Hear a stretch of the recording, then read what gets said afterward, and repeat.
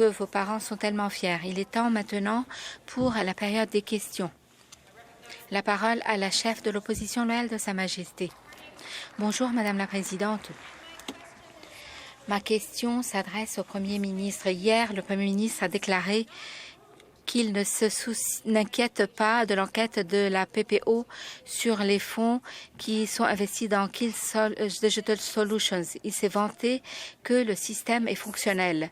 Si le système fonctionne, pourquoi cela a pris 2 ans pour déclencher un audit médico-légal dans Kill Digital Solutions? La parole au ministre des Collèges et Universités. Merci, Madame la Présidente. Comme je l'ai mentionné hier, en 24 heures d'après avoir reçu les résultats de l'audit, nous avons renvoyé le problème à la PPO.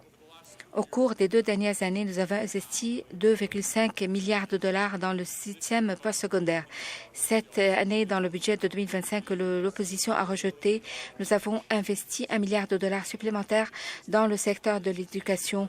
Nous avons aidé le secteur et cela représente 100 000 places qui ont été financées dans toutes les institutions, dans les collèges, les universités, les institutions autochtones. Nous avons augmenté 20 000 nouvelles places en STEM et qui seront diplômés. Nous allons être toujours disponibles pour le système postsecondaire, qu'il s'agit qu'avec de nouvelles places ou de nouvelles, nous allons continuer à effectuer ces investissements stratégiques pour le secteur postsecondaire. Chef de l'opposition, je vais ajouter que 10 000 bons emplois, rien dans les diplômés. La seule raison pour laquelle le Premier ministre pense que le système fonctionne, c'est parce qu'il le laisse et ses ministres diriger un système ou des arnaques avec leurs amis aux dépens de l'argent des contribuables. Les bureaucrates ont sonné l'alarme concernant l'application au Fonds de développement de compétences de la société. Plutôt que d'écouter les experts, le ministre du Travail a choisi de trier sur le volet les applications, les demandes. De nouveau au Premier ministre, pourquoi son ministre a ignoré les drapeaux rouges qui ont été soulevés concernant Kill Digital Solutions? Ministre du Travail, merci Madame la Présidente. Nous avons avancé les priorités du gouvernement qui, dans son cœur, vise à avancer les priorités du gouvernement. La santé mentale est notre priorité absolue.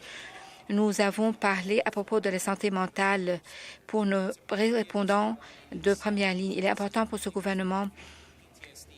Il y a beaucoup de personnes plutôt qui souffrent de stress post-traumatique. La réalité, c'est que nous avons un processus d'évaluation de risque dans le programme de SDF que nous avons mis en place avec le ministère. Nous avons pu rejeter une demande s'ils pensent que le risque est trop élevé. Et c'est ce que je voulais dire quand j'ai mentionné que nous travaillons avec le ministère pour améliorer l'intégrité du système.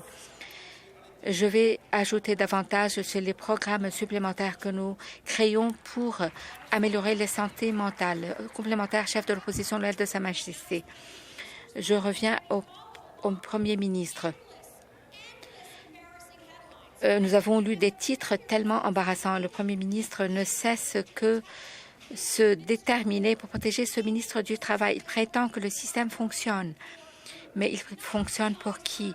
Non pas pour les personnes honnêtes de l'Ontario, mais pour le Premier ministre, pour les lobbyistes, les amis, les conservateurs, les donateurs. Oui, bien sûr, ça, je vous le garantis. Et un audit, une enquête de la PPO ont mis en garde, mais il est clair que rien ne va empêcher ce ministre d'obtenir des millions, des milliards de l'argent des contribuables pour cette société. Pourquoi ces drapeaux rouges n'ont pas suffi pour empêcher le ministre du Travail de donner ses subventions à Kill Digital Solutions? Ministre du Travail, merci Madame la Présidente. Comme je l'ai mentionné, Madame la Présidente, je l'ai répété, nous avons discuté avec les responsables du ministère. Nous avons effectué des rapports mensuels. Nous avons effectué des audits complets. Nous avons effectué une évaluation du risque après la sélection d'un projet qui appuie les priorités du gouvernement et des programmes. Je vais parler d'un autre, le Centre de traitement de Génovo. Un syndicat, c'est un autre programme où nous aidons pour traiter des problèmes de santé mentale. C'est un problème qui touche le secteur de la construction. J'étais fière de le visiter avec le député de Parry Sound Muskoka en été, où nous avons rencontré des travailleurs qui sont retournés plus rapidement au travail. Nous augmentons la productivité et l'agenda du gouvernement, 200 milliards de dollars qui essaie de progresser les projets de transport en commun pour construire des ponts, des projets nucléaires. Ce sont les projets dans lesquels nous investissons. Nous appuyons les travailleurs. La députée d'en face a voté contre tous ces projets d'édification de la nation. Merci. Chef de l'opposition loyale de Sa Majesté, de nouveau Premier ministre. Le Premier ministre pourrait ne pas vouloir confronter, mais le rapport de la VG concernant ce fonds a exposé des problèmes graves concernant la gestion de ce ministre de ses fonds publics, mais les choses ne font que s'empirer. Je voudrais vous rappeler que le rapport de la VG mentionne clairement que ce gouvernement utilise le Fonds de développement de compétences comme un endroit où on peut avoir accès si on paye. Si vous regardez la page 3 de la VG, elle met en garde contre d'autres volets de financement et où le ministre agit de la même façon. Je ne sais pas, est-ce que cela signifie que ce ministre a la main sur tous ces programmes au Premier ministre? Combien de volets de financement le Premier ministre utilise-t-il pour mettre en place l'accès contre le paiement? Merci, Madame la Présidente. Comme je l'ai mentionné, le gouvernement appuie la formation des travailleurs. Les travailleurs qui vont nous aider dans des temps d'incertitude économique, les risques qui nous viennent du sud de la frontière. Nous allons aider tous les secteurs de l'économie. Nous avons mis en place ce fonds à la suite de la pandémie. Nous travaillons avec l'AVG pour continuer à renforcer le projet. Nous avons mis en place un nombre de mesures pour améliorer l'intégrité du programme. Nous continuerons de former les personnes. Des centaines de personnes ont pu obtenir des emplois dans 60 jours après avoir complété cette formation. Les gens obtiennent de meilleurs emplois. Hier seulement, je me trouvais à Union Station et j'ai rencontré Marvin, l'un des diplômés du programme Hammerhead, qui aide les jeunes, des enfants âgés. Il est maintenant un employé qui travaille sur l'un des projets de transport en commun les plus ambitieux de l'histoire de la province. Nous sommes fiers d'effectuer ces investissements complémentaires. Je peux vous dire, Madame la Présidente, cela nous étonne. Comment ce ministre peut utiliser les travailleurs comme bouclier pour se protéger, pour cacher son comportement. Nous avons un nuage sombre qui plane au-dessus de ce gouvernement et tous les députés de ce gouvernement et toutes les députés le savent. La seule personne qui ne semble pas comprendre est le Premier ministre. Il est la seule personne qui ne semble pas comprendre que ce ministre doit quitter. Il est déterminé à protéger ce ministre alors que l'Ontario se trouve au milieu d'une crise d'emploi. Que va-t-il falloir pour que ce Premier ministre licencie ce ministre du Travail? Madame la Présidente, nous appuyons les travailleurs pour faire progresser leurs priorités. Hier seulement, je me trouvais à Rosedale où j'ai rencontré Louis, un autre travailleur auquel je me suis trouvée à côté duquel il a obtenu une deuxième chance dans la vie. Il se trouve dans le local 133 et il travaille sur un projet d'infrastructure important. Ce n'est pas surprenant que le travail syndiqué les a abandonnés parce qu'ils ne s'appuient pas à la construction. Rappel à l'ordre. Nous appuyons la formation pour nouvelles centrales nucléaires. Ils s'opposent à ces nouvelles centrales nucléaires comme celles que nous avons dans ma propre circonscription. Intervention de la présidente. Je mets en garde les députés à propos des propos que j'entends de ce côté de la Chambre. De nouveau au ministre. Madame la ministre, ce sont des projets dans lesquels le gouvernement investit pour l'édification de la province. Nous devons appuyer nos travailleurs. Nous effectuons ces investissements pour créer une meilleure province. Nous n'allons pas nous en excuser. Complémentaire final, la chef de l'opposition. Tous ceux qui se trouvent dans cette Chambre et à l'échelle de la province savent qu'est-ce qui soit se produire. C'est décevant. C'est le moins que l'on puisse dire que le gouvernement continue d'accepter ce comportement et de voir ce ministre drainer les gens dans la boue en raison de son comportement. Les gens à Kami, à Gingersoll, à Brenton, à Windsor sont littéralement en danger pour sauver les emplois. À Windsor, les travailleurs ont mis leur cause, se sont interposés contre les camions pour empêcher les pièces de rechange des camions de passer de l'autre côté de la province. Entre-temps, le gouvernement se soucie de protéger ce ministre et de maintenir son train de corruption.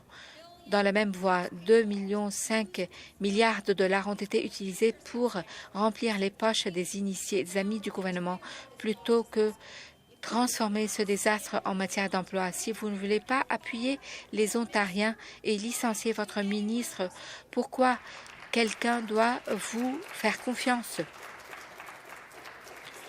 Ministre du Travail. Merci, Madame la Présidente. La seule personne qui entraîne les syndicats dans la boue, c'est la leader parlementaire du gouvernement. Nous avons su cela dans les médias sociaux. Ils lui ont répondu immédiatement. Quel est le gouvernement qui investit dans les travailleurs, dans les centres de formation, qui investit dans des meilleures formations? Parce que, Madame la Présidente, nous reconnaissons que lorsque nous investissons dans les autoroutes, dans le nucléaire, dans l'autoroute 413, dans la route de contournement de Bradford, leurs députés obtiennent des salaires et ont une chance de bâtir un Ontario plus robuste. Pour beaucoup d'entre nous, nous faisons cela de nouveau. Et c'est ce que ce gouvernement et ce Premier ministre se concentrent dessus. Inaudible. Grâce aux investissements de ce Premier ministre, de ce ministre des Finances, nous allons créer des emplois. Question. Chef du troisième parti. Merci, Madame la Présidente. Voilà un autre jour de nouvelles concernant le développement de compétences, le scandale du développement de compétences, 2,5 milliards de dollars. Hier, on lui a demandé s'il s'est ingéré au nom de ses clients. Sa réponse était non. Cela est difficile à croire. Vu tous les scandales que nous voyons dans la ceinture de verdure, la place de l'Ontario, nous savons tous que toutes les routes aboutissent au bureau du Premier ministre. Ma question au Premier ministre, c'est 2,5 milliards de dollars du Fonds de développement de compétences qui est un scandale. Est-ce qu'il veut que nous croyions que ni lui ni quiconque dans son bureau où l'argent a été déversé aux initiés, aux lobbyistes du Parti conservateur, aux personnes qui sont des amis du Premier ministre, du gouvernement, qu'ils n'avaient rien à voir avec cela? Ministre du Travail, merci, Madame la Présidente. Madame la Présidente, nous avons établi le Fonds de développement des compétences pour appuyer la formation rapide. Et les seuls députés qui regardent ces affiliations, ce sont les députés d'en face. Nous avons appuyé un candidat qui était un ancien libéral. Ce qui compte, ce sont les formations. C'est là où nous investissons. Nous avons amélioré le programme depuis sa création. Nous avons inclus un processus d'évaluation du risque que nous avons mis sur pied avec mon équipe, avec les responsables du ministère, qui comprend un processus qui donne aux députés d'avoir le dernier mot si le député sent qu'il y a un projet à risque. C'est un dialogue que nous devons utilisé pour appuyer la formation dans cette province. Nous appuyons également la recommandation de la VG. Nous les mettons en place aujourd'hui alors que nous parlons. Mais la réalité, c'est que nous devons appuyer la formation. Complémentaire, chef du troisième parti. Le processus d'évaluation du risque a raté les 10 millions de dollars qui sont donnés au club de strip. Il y a beaucoup de ces personnes qui sont liées au Premier ministre, les donateurs du parti, le responsable de sa campagne, Tory Connight. Vous voyez le Premier ministre avec beaucoup de récipiendaires du Fonds de développement des compétences, dont certains ont été classés comme étant défavorables. Je sais qu'ils sont protégés par le Premier ministre. Je me demande pourquoi. Pourquoi? Vous savez, si toutes les routes mènent au bureau du Premier ministre, nous savons où nous allons nous diriger. Est-ce que le Premier ministre pense-t-il réellement ou veut-il que nous croyions que son bureau et lui-même ne se sont pas ingérés au nom de quiconque qui a reçu les fonds par le biais du Fonds de développement des compétences? Le ministre du Travail. De nouveau, le secteur de l'hôtellerie. Il y a beaucoup d'endroits dans le centre-ville de l'Ontario qui ont reçu ce fonds. Nous avons choisi les charpentiers, les ingénieurs. Nous avons investi dans de meilleures formations, de meilleurs équipements pour bâtir des infrastructures de premier plan. Les investissements que nous avons réalisés dans Union Station, l'autoroute 413, la route de contournement de Bradford, que nous avons vu en fonctionnement, qui existe des bonnes femmes qualifiées pour les faire fonctionner. Nous allons continuer à investir dans le nucléaire, dans des communautés comme la mienne, dans les petits réacteurs nucléaires. Et à chaque fois que ces députés votent contre, ce n'est pas surprenant qu'ils n'appuient non plus pas la formation complémentaire finale. J'espère que le Premier ministre et son caucus ont besoin possèdent un bon chiropraticien parce qu'ils ont besoin de quelqu'un pour régler leurs problèmes de coûts. C'est ce scandale de 2,5 milliards de dollars du Fonds de développement des compétences. Et là, nous savons que leur ami a fait du lobbyisme pour la société Kill Digital Solutions. Et nous savons qu'il y a eu un audit. Et nous savons qu'il y a eu un audit médico-légal. Et que le député... Nous savons donc, ma question au Premier ministre est la suivante. Est-ce que le Premier ministre et son bureau sont incompétents? Est-ce qu'ils tournent les yeux, elles ferment les yeux ou ils sont complicites? Ministre des collèges et universités. Merci, Madame la Présidente. Comme je l'ai mentionné aux députés d'en face hier, après avoir reçu l'audit médico-légal, nous avons envoyé ce dossier à la PPO. Les investissements que nous effectuons dans le système postsecondaire par le biais du budget 2025 et que le député d'en face a rejeté, nous avons investi 1 milliard de dollars dans le système postsecondaire. Cela représente plus de financement, 2,5 milliards de dollars dans le secteur postsecondaire au cours des 18 derniers mois. Nous avons 750 millions de dollars dans les nouvelles places STEAM et 750 places dans les métiers spécialisés, 56 millions de dollars pour 2200 places de soins infirmiers et 55 millions de dollars pour des places d'enseignement. Réponse, nous allons avoir plus d'enseignants. Nous allons continuer à effectuer ces investissements stratégiques. Le député d'en face doit reconnaître cela, chef du troisième parti, tout comme alors qu'il jette de l'argent du Fonds de développement des compétences, il a négligé 10 000 personnes de l'éducation secondaire. Ma question au ministre responsable du Conseil du Trésor. Nous savons, Madame, que Kill Digital Solutions a fait l'objet d'un audit. Il a été plus tard envoyé au Conseil du Trésor pour un audit médico-légal. Et nous savons maintenant que cela se trouve avec le squad de la PPO.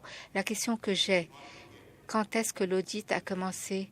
La date. Deuxièmement, quand l'audit a été complété. Et troisièmement, quand le Conseil du Trésor a été mis au courant du besoin de l'audit et quand l'audit a commencé et quand a-t-il été reçu? Est-ce que quelqu'un a une réponse à cette question?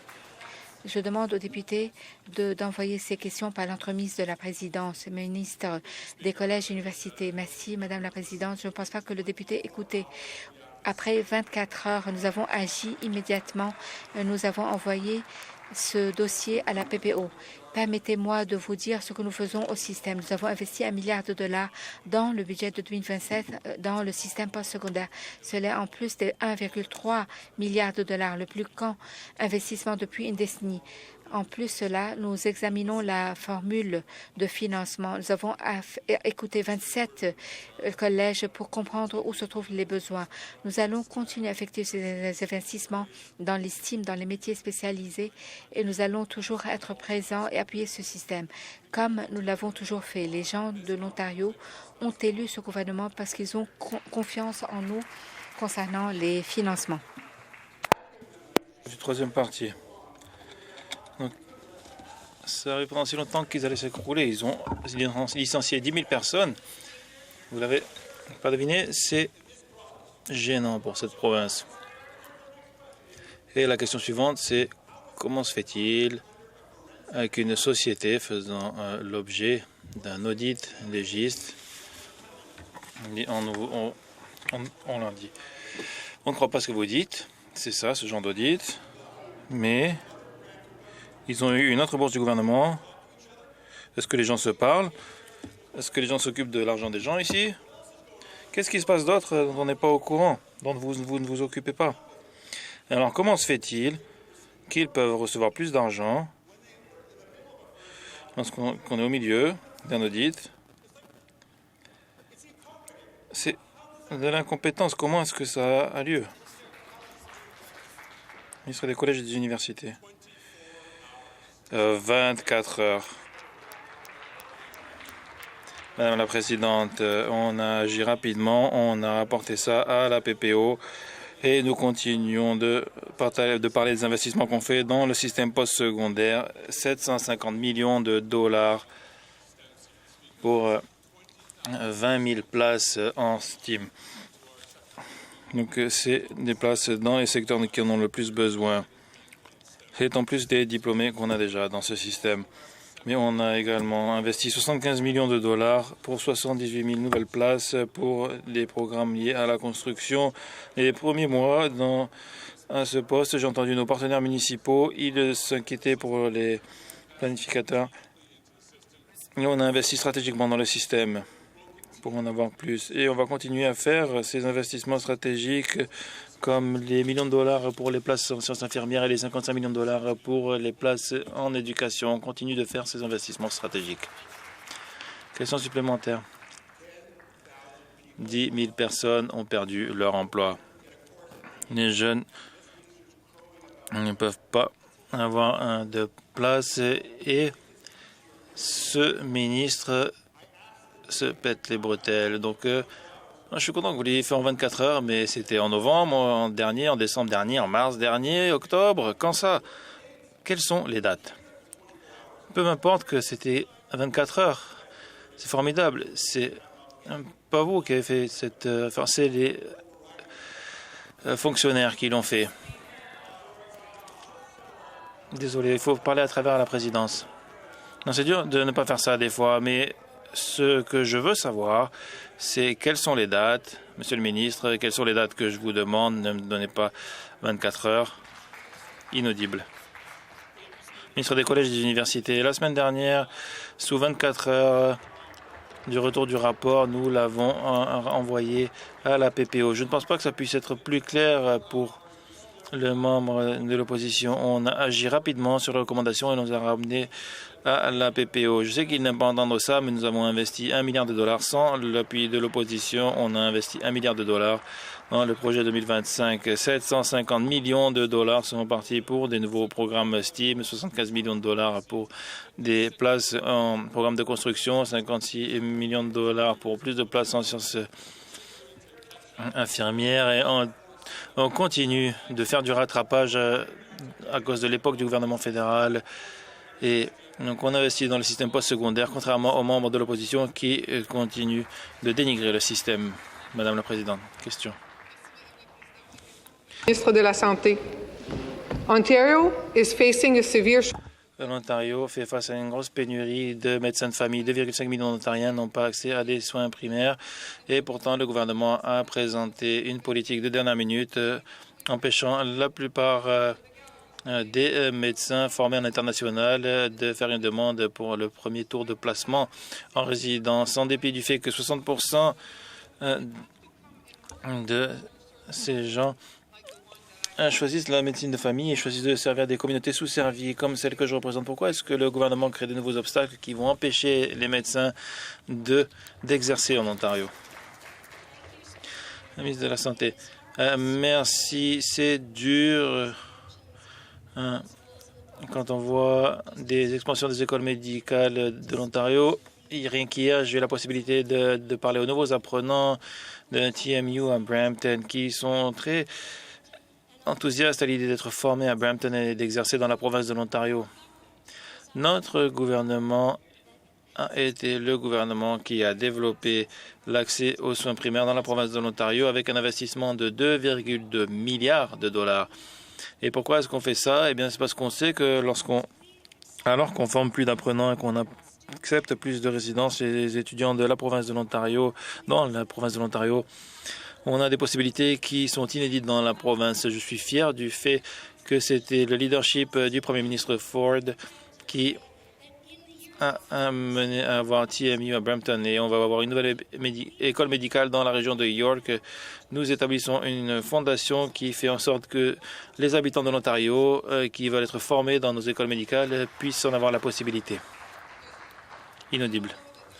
Nous savons tous que les étudiants de TMU dont elle parle n'auront pas le droit d'exercer avant au moins 6 ans.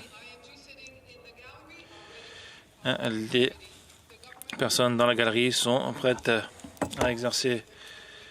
Ce gouvernement ne permet pas aux médecins formés à l'international d'exercer rien qu'en raison du lieu où ils sont allés à l'école secondaire. Personne ne se soucie d'où ils sont allés à l'école secondaire, mais cela fait du mal aux francophones, aux médecins et les Canadiens qui étudient dans les autres provinces, comme les francophones au Québec ou qui ont étudié à l'étranger. Comment est-ce que ce gouvernement justifie une politique exclusionnaire non basée sur les données probantes qui restreint l'équité dans la formation médicale et qui va faire du mal aux patients?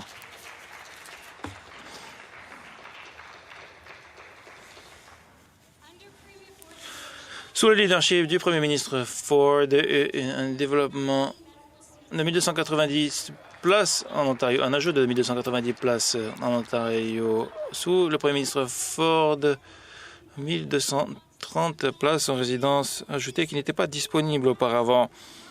Nous accueillons le monde dans l'Ontario pour nous assurer qu'alors que nous voyons notre population augmenter et nous voyons notre population se développer, nous sommes prêts et nous acceptons.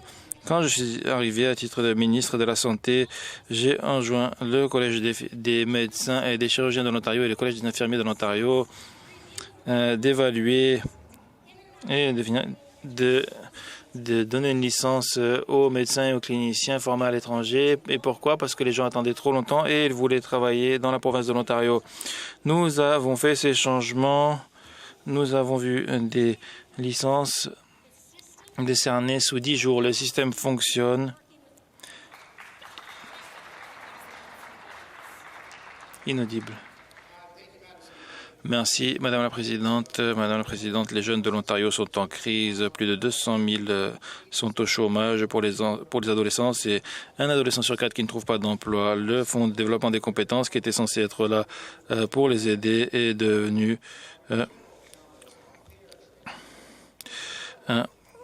une perte d'argent massive. Et donc, on a des projets qui sont financés alors qu'ils ont un score moindre que d'autres. Et donc l'audit a découvert des dizaines de millions de dollars en dépenses irrégulières et le dossier a été envoyé à la PPO, le même dossier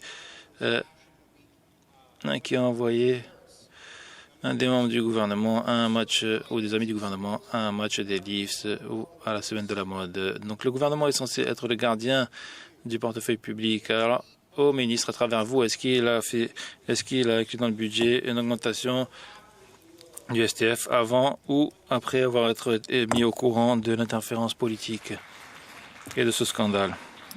Le ministre du Travail. Merci, Madame la Présidente.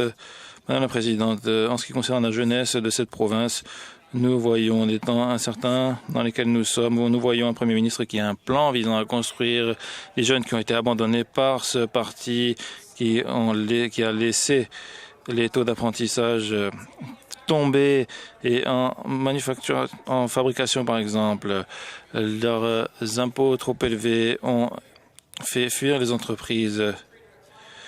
C'est ce Premier ministre qui a créé un climat de croissance économique, qui a inspiré les jeunes, qui crée de nouvelles places en résidence, de nouvelles places en sciences infirmières, des jeunes qui sont formés pour entrer dans le marché du travail.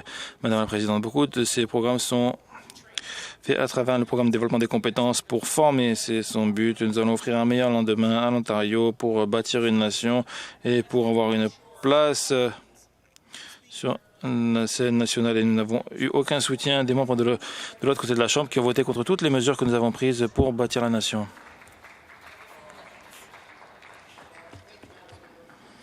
Merci Madame la Présidente. La semaine dernière, j'ai suivi les conseils du ministre. J'ai visité Roadport Electric à Ottawa,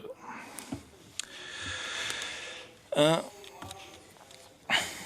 récipiendaire du Fonds de développement des compétences. Donc, le discours était clair. Ne laissez pas le scandale détruire le programme. Nettoyez-le. Les employeurs et les personnes formées qui font des choses correctement sont terrifiés que le programme réussi se voit annulé à cause de la mauvaise gestion du gouvernement et du favoritisme politique du gouvernement. Nous ne voulons pas que le fonds soit annulé. Nous voulons le nettoyer et que les ministres rendent des comptes. Maintenant, je pensais que le ministre des Finances, j'ai toujours pensé que le ministre des Finances était une personne honorable. Alors, à travers vous, quelles mesures va-t-il mettre en place pour s'assurer que ces mesures budgétaires ne fassent pas l'objet d'abus par des complices politiques? Ministre des Finances.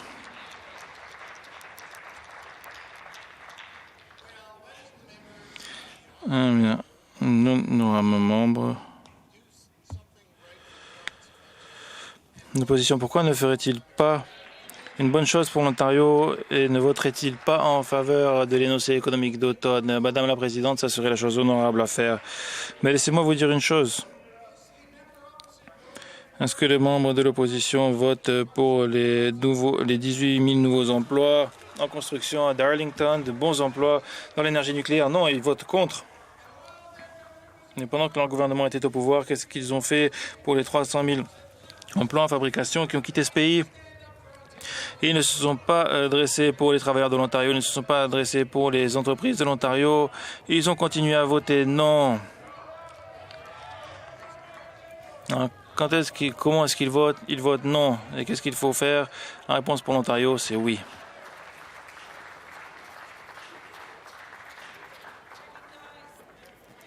J'appelle le député pour la baie de Quinte. Merci, Madame la Présidente. Ma question est pour le procureur général. La sécurité publique est une préoccupation pour l'Ontario. Les gens veulent se sentir en sécurité et savoir que le gouvernement les défend. Madame la Présidente, sous le leadership du Premier ministre et de la procureure générale, notre gouvernement continue de travailler pour protéger les familles et les communautés de l'Ontario. Ce matin, le ministère du procureur général a fait un communiqué de presse sur la protection des habitants de l'Ontario en faisant rendre des comptes aux gens qui conduisent sous l'influence de l'alcool. Ce communiqué m'a vraiment touché parce que la semaine dernière, j'étais à un mémorial de Monash Drunk Driving pour Rickabilly qui a été tué par un conducteur ivre. Est-ce que le procureur général pourrait donner davantage de renseignements sur cette loi et sur la façon dont elle va améliorer la sécurité publique et faire rendre des comptes aux délinquants en l'honneur des familles comme celle de Rebecca? Merci Madame la Présidente, merci au député de la baie de Quinte pour la question. Je suis heureux d'annoncer que personne ne devrait perdre des membres de sa famille dû à un conducteur ivre. Et donc les personnes qui conduisent sous l'influence de l'alcool et une personne devront payer une famille. Je n'arrive pas à croire. Inaudible. Je n'arrive pas à croire que le NDP essaie de me couper la parole alors qu'on parle d'enfants qui perdent leurs parents à cause de conducteurs sous l'influence de l'alcool. Donc, nous renforçons notre engagement pour faire rendre des comptes aux conducteurs ivres, ce qui a un impact dévastateur au-delà de la perte immédiate. Ça donne des enfants qui ont de gros problèmes émotionnels et financiers. Nous allons faire rendre des comptes aux conducteurs ivres pour leurs actions et j'aurai davantage à dire lors de la question supplémentaire. Député de la baie de Quinte. Merci Madame la Présidente et merci au procureur général pour sa réponse. C'est encourageant de voir notre gouvernement continuer à prendre des mesures décisives sur des enjeux sérieux qui ont un impact sur les communautés de l'Ontario. En faisant des comptes aux conducteurs ivres, nous envoyons un message fort. La conduite imprudente ne sera pas tolérée. Le procureur général a mentionné de nouvelles mesures qui vont faire que les conducteurs ivres vont devoir payer pour appuyer les enfants qui perdent leurs parents à cause des conducteurs ivres. Est-ce que le procureur général pourrait donner davantage de détails s'il y a des pénalités supplémentaires qui sont envisagées? Le procureur général, oui, merci encore au député de la baie de Quinte. C'est vrai qu'on a une des administrations qui a eu des pénalités les plus lourdes pour les conducteurs ivres. Et comme je l'ai mentionné dans le cadre de la loi, on explore les meilleures façons d'aider les familles qui voient des membres tués par des conducteurs ivres. Des mesures supplémentaires comme requérir un conducteur aux facultés affaiblies de payer une pension alimentaire pour les enfants, pour que les enfants reçoivent du soutien dans ces tragédies. Donc nous explorons des mesures semblables pour que les personnes qui sont reconnues coupables d'homicide involontaire dû à une conduite sous l'influence de l'alcool paient des pensions alimentaires pour les enfants. On travaille avec les partenaires communautaires pour évaluer les approches les plus efficaces. Madame la Présidente, nous faisons une différence dans la vie des parents et de leurs enfants. Le député de Niagara Falls, ma question est pour le Premier ministre. Il y a un nouveau rapport qui soulève de sérieux signaux d'alarme sur les soins à long terme. La qualité des soins, c'est la plainte numéro 1 à l'heure actuelle. Et des rapports obligatoires ont été déposés. Il y a 4 personnes âgées sur 5 qui disent avoir dû quitter leur foyer plus tôt que nécessaire. Les personnes âgées ont bâti la province, elles méritent la sécurité et le respect. Monsieur le Président, étant donné l'avertissement clair de l'Ombudsman, quelles mesures va prendre le gouvernement pour réparer les soins à long terme et faire en sorte que les personnes âgées soient en sécurité et le soutien dont elles ont besoin? Le député de Lanark-Frontenac-Kingston. Merci, Madame la Présidente. Une chose que je peux garantir à tout le monde, c'est que les foyers de soins de longue durée ne sont pas les foyers de soins de longue durée de 2018 dont on a hérité de ce gouvernement.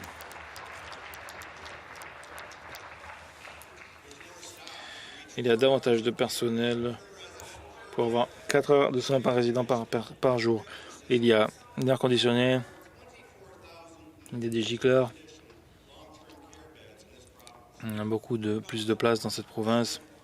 Notre province a pris des mesures réelles pour améliorer le secteur des soins de longue durée dans la province et assurer la sécurité et le bien-être de chaque résident de ces foyers.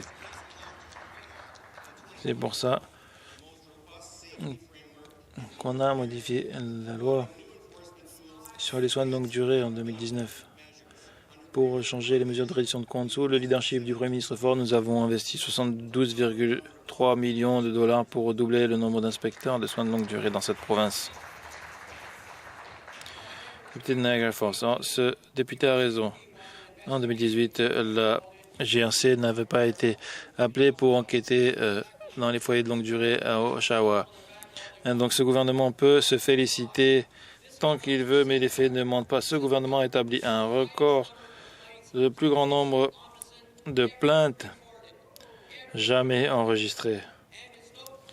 Et ce n'est pas une coïncidence, ça a lieu alors que le gouvernement est en train de privatiser les soins de santé en Ontario. Nous avons vu pendant la pandémie que les foyers de soins de longue durée privés ont des performances bien pires que les foyers publics à but non lucratif. Et pourtant, le gouvernement a doublé ses investissements dans ces foyers.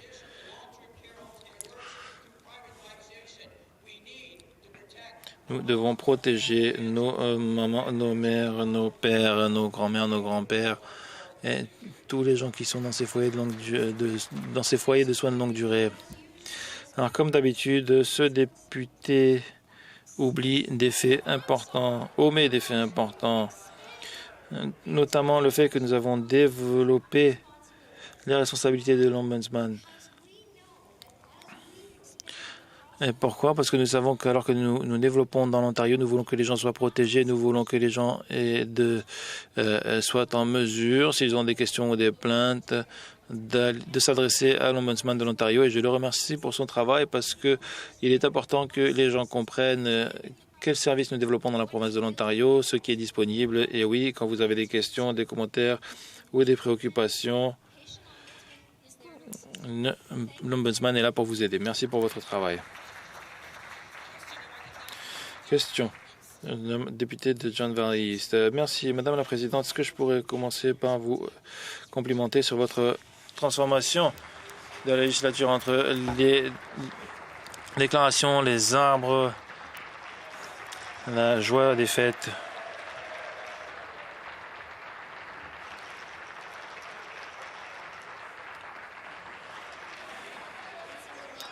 C'est un rappel que Noël est presque là.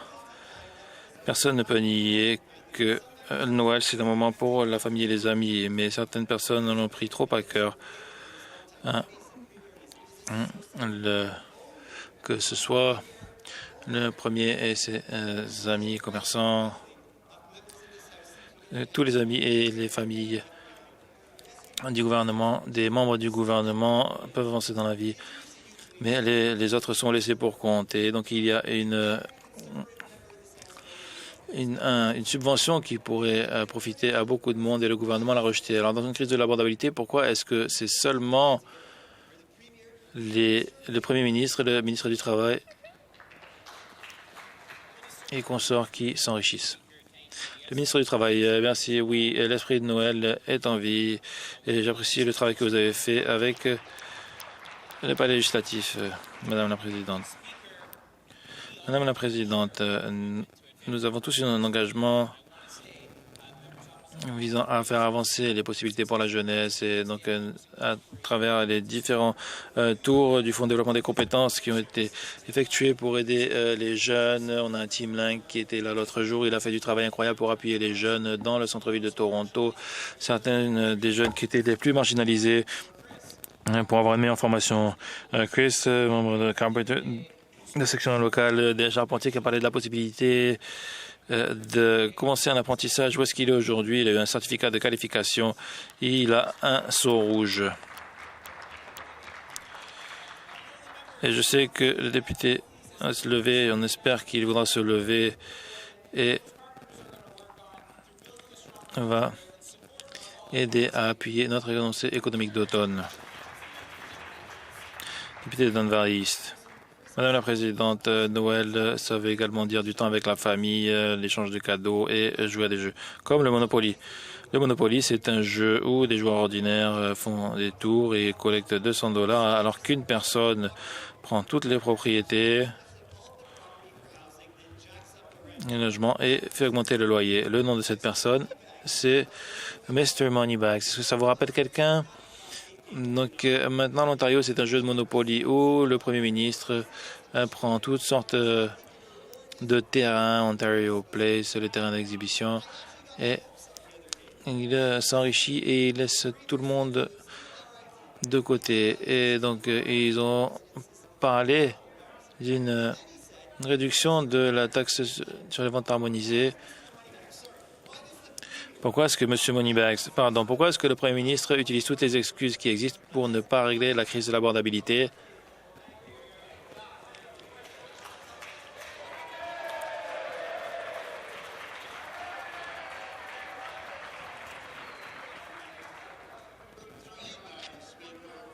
Madame la Présidente, tout d'abord, je veux le remercier pour sa question. J'ai le meilleur ministre de Finances que cette province a jamais vu.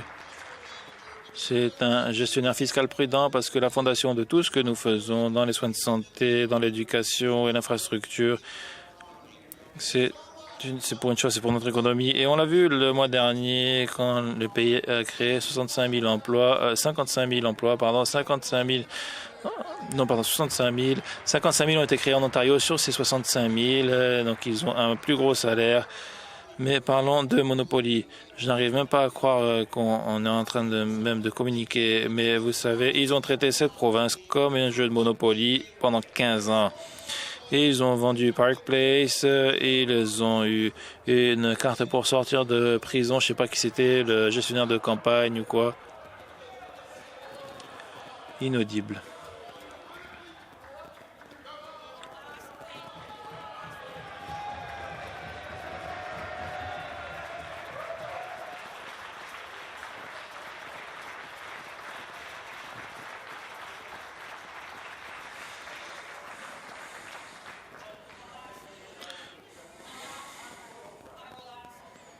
Je vais demander au Premier ministre de retirer ce qu'il a dit. Mais je le retire. Question. Député de Goff. Merci, Madame la Présidente. Ma question est pour le Premier ministre. Les temps sont durs. Plus de 700 000 Ontariens sont au chômage et maintenant le prix de l'électricité a augmenté de 29%. Nous pouvons créer des emplois qui payent bien et réduire les prix de l'électricité en Ontario si le gouvernement voudra bien mettre fin à son opposition idéologique au secteur mondial de l'énergie verte. J'ai passé la semaine dernière à visiter des entreprises qui créent des emplois qui payent bien en ce moment en Ontario pour débloquer la prospérité dans l'économie verte qui a une valeur de 8 billions de dollars. Mais pour faire ce travail, ils ont besoin d'un gouvernement qui les appuie. Alors, Madame la Présidente, est-ce que le Premier ministre va dire non à l'augmentation du prix de l'électricité? Est-ce que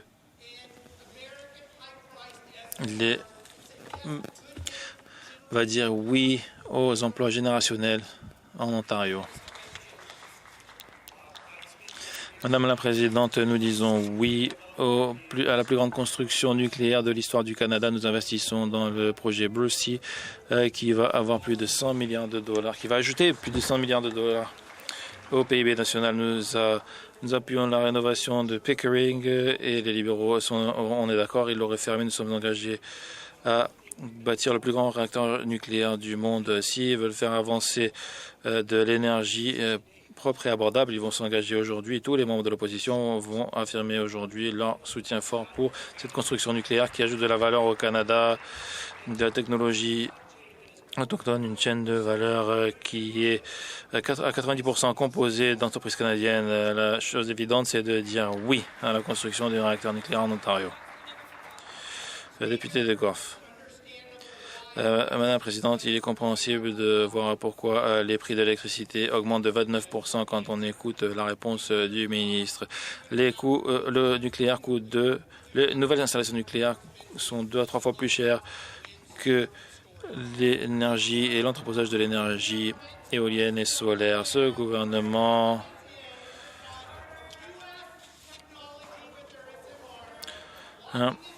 nous coince dans une dépendance à l'uranium américain, augmentant la pollution climatique de 400% et nous coince dans des usines de gaz américaines plutôt que d'investir dans l'énergie renouvelable à coût réduit de l'Ontario. C'est pour ça que 2,2 billions de dollars, le double de ce qu'on investit dans les énergies fossiles, est investi dans les énergies renouvelables. Est-ce que le gouvernement va dire oui à une baisse des prix de l'électricité et à l'investissement dans les emplois générationnels? Madame la Présidente, le problème avec le Parti vert et l'opposition, c'est que vous voulez payer beaucoup plus cher pour l'énergie verte, suggérer que le triomphe de l'idéologie sur l'abordabilité, ces choses qui font augmenter les taux d'électricité de 100 $ par an, c'est un coût pour les habitants d'Ontario et franchement, vous devriez avoir honte de défendre ce bilan. Ce Premier ministre a un plan de stabilisation des taux. L'énergie est au niveau de l'inflation ou en dessous. Inaudible. Dans l'histoire du Canada, avec des économies pour les habitants d'Ontario. Mais ce que la expose, c'est que les Verts qui ont ajusté leur plateforme cette année, le NPD qui ont ajusté leur plateforme cette année en faveur du nucléaire, montrent encore une fois que vous fermeriez tout réacteur nucléaire, vous supprimeriez 80 000 emplois, vous augmenteriez les taux de l'électricité, vous détruiriez la politique industrielle de ce pays, de cette province, et nous ne vous laisserons pas faire.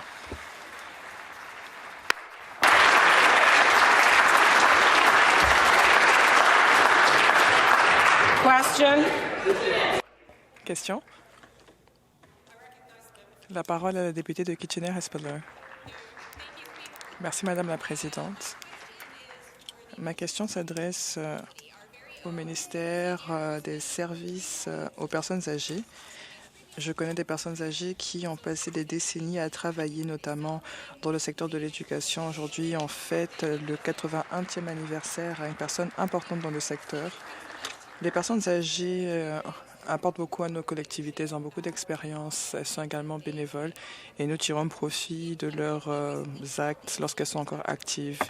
Nous avons une foire pour les personnes âgées qui a été organisée, destinée pour les personnes âgées, pour leur donner des renseignements. Je remercie tous les organisateurs pour l'organisation de leur événement. Est-ce que le ministre pourrait nous dire comment est-ce que notre ministre propose ce genre de programme pour les personnes âgées de l'Ontario? Le ministre des Personnes âgées de l'accessibilité. Merci. Je remercie la députée d'avoir posé une question si importante.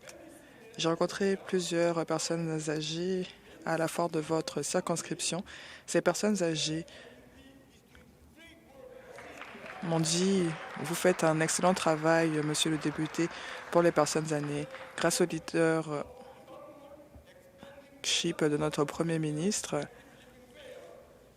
nous offrons plus d'activités aux personnes âgées. Cette année, nous avons plus de 100 foires destinées aux personnes âgées organisées dans toutes les régions de notre province. Nous nous assurons à ce que nos personnes âgées puissent avoir accès à des renseignements de la manière dont elles le souhaitent. Nous voulons les aider à être en santé, actives et connectées sur le plan social. De cette manière, nous offrons aux personnes âgées la dignité et le respect qu'ils méritent d'avoir. Merci.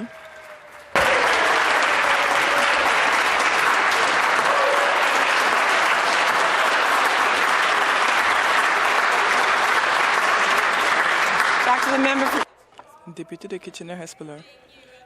Merci, Madame la Présidente, et je remercie le ministre pour sa réponse. Et je remercie également pour tout son travail. Les personnes âgées, comme notre député, ont bâti notre province, apportent des contributions à notre province au quotidien et font évoluer nos collectivités. Lorsque nous les soutenons à rester actives, c'est tout le monde qui en bénéficie. Dans ma circonscription, beaucoup de groupes locaux dépendent de programmes de subvention aux personnes âgées pour rassembler les personnes âgées et les encourager à participer à la vie communautaire. Est-ce que le ministre pourrait nous dire un peu plus sur le programme de subvention destiné aux personnes âgées et quelles répercussions cela a sur les personnes de l'Ontario? La parole au ministre des Services aux aînés et de l'accessibilité. Merci, Madame la Présidente, et je remercie la députée pour son excellente question. Nous avons un programme de subvention pour les personnes âgées destiné à nos municipalités où on offre jusqu'à 25 000 $. L'année dernière, nous avons pu donner 300 subventions pour soutenir les activités de ce programme. Ces organismes aident nos personnes âgées à rester physiquement actives dans leur communauté et connectées socialement. Jusqu'au 18 décembre, les organismes pourront faire une demande de subvention pour l'année prochaine. Ensemble, nous pouvons nous assurer à ce que nos personnes âgées puissent vivre avec la dignité et le respect qu'ils méritent d'avoir. Merci.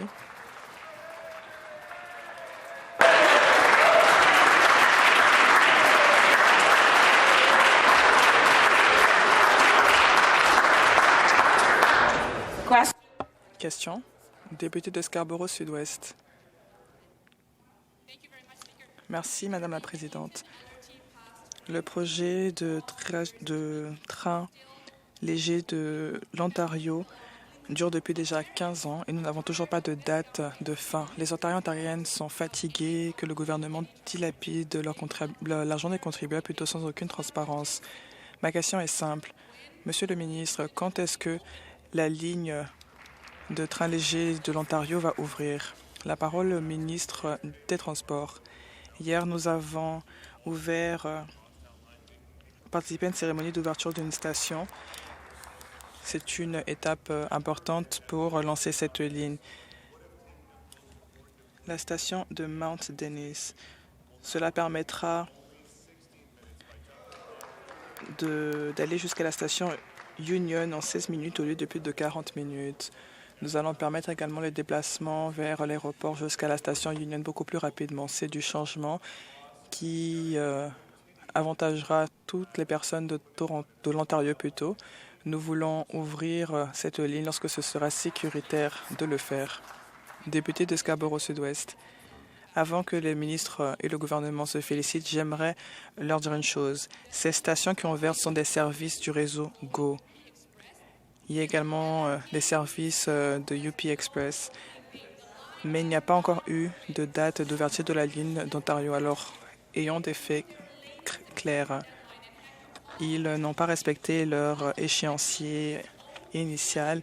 Metrolinx a échoué. Nous avons des questions concernant des voies de rails qui ont été mal construites.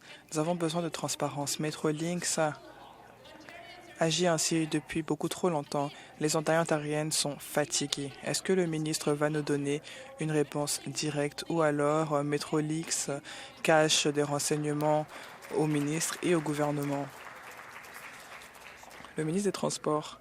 Madame la Présidente, la députée sait, à maintes reprises, nous avons dit que la construction est terminée sur toute la ligne. Il n'y a plus d'autres travaux qui ont lieu.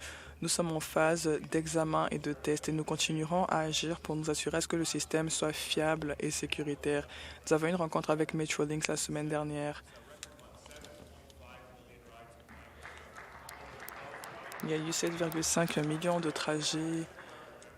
Avec notre nouvelle ligne, c'est un record. Nous avons investi dans les transports publics, chose que les libéraux et les néo-démocrates ont toujours, sur lesquels plutôt ils se sont toujours opposés. Ils ont toujours voté contre ce genre de mesures. Par exemple, si vous voulez aller à la station Mount Dennis, vous n'allez pas payer des tarifs doubles. Vous allez juste payer des frais de la TTC. Voilà comment est-ce que nous agissons. Question. Député de Scarborough-Guildwood. Madame la Présidente, ma question s'adresse au Premier ministre. Les embouteillages handicapent notre province. Chaque année, les embouteillages coûtent 44,7 milliards de dollars plutôt à notre province. Et en plus de cela, le gouvernement dilapide l'argent des contribuables. Il y a eu une étude qui a été réalisée sur la vision du gouvernement. Leurs idées nous préoccupent. Une étude de faisabilité a été réalisée. Une affaire judiciaire est en cours concernant le projet de la gare du Nord du gouvernement, ainsi que les dépenses réalisées. Ma question au Premier ministre est comment placer notre confiance au gouvernement concernant vos projets de construction alors que vous accusez du retard sur tous vos projets d'infrastructure. Arrêtez de rêver. Minister of Transportation. Le ministre des Transports. Merci Madame la Présidente. Je ne sais où commencer. Mais regardons les antécédents de l'ancien gouvernement, les libéraux. Pendant 15 ans, vous n'avez absolument rien fait. Vous avez laissé tomber le secteur de transport en commun. Vous n'avez pas construit de pont. Nous avons mis en priorité nos projets d'infrastructure, investi des milliards de dollars dans notre projet Metrolinx. Comme je l'ai dit, 7,5 millions de personnes ont pu se déplacer grâce aux investissements réalisés dans nos transports en commun. Elle a parlé des millions de dollars que les embouteillages coûtent à notre économie. En tant que gouvernement, nous investissons dans nos projets d'infrastructure, tandis que lorsque l'opposition est au pouvoir, ils n'ont pas agi. La Présidente. Vendredi dernier, j'étais à Scarborough Town Centre où je regardais le sapin être allumé et j'espérais que la ligne de l'Ontario allait ouvrir avant le jour de Noël. Mais voilà où nous en sommes. Nous entendons toujours des excuses et nous ne voyons toujours pas de progrès. Par exemple, l'extension de la ligne de métro de Scarborough est actuellement bloquée par une machine. Nous sommes dans l'obscurité. Il n'y a pas de transparence. Où sont les machines? Ce n'est pas le premier projet qui a été retardé. Nous avons un projet de transport en commun en priorité que le gouvernement retarde. Est-ce que le Premier ministre peut répondre? Est-ce qu'il arrivera à étendre cette ligne? S'il n'arrive pas, comment est-ce qu'il peut gérer un complexe de tunnels qui va connecter notre ville et qui sera sur plusieurs kilomètres? Chères personnes, réveillez-vous.